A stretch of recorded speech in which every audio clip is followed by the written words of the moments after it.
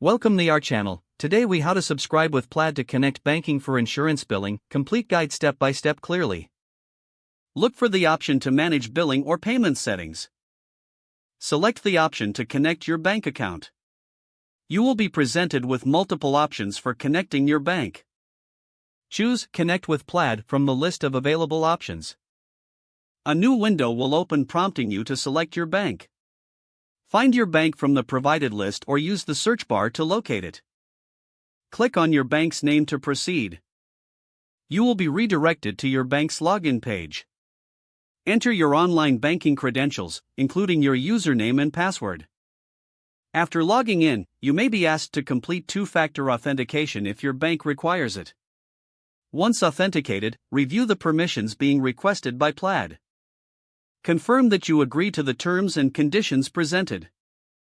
After approval, Plaid will securely link your bank account to the insurance provider. You will receive a confirmation message indicating that the connection was successful. Return to the insurance provider's site to finalize your subscription. If prompted, choose your preferred billing method and set your payment preferences. Review your selections and confirm your subscription. If the page does not load, refresh the browser or try again in a private or incognito window. Make sure you are using the correct email address, then retype it carefully to avoid small typos. If your password is not accepted, use the reset option and create a new strong password you can remember. Check your spam folder for verification or security emails, then complete any requested confirmation steps.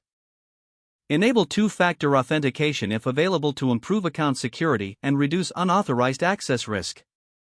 After signing in, review your profile details so your contact information and settings are accurate and current.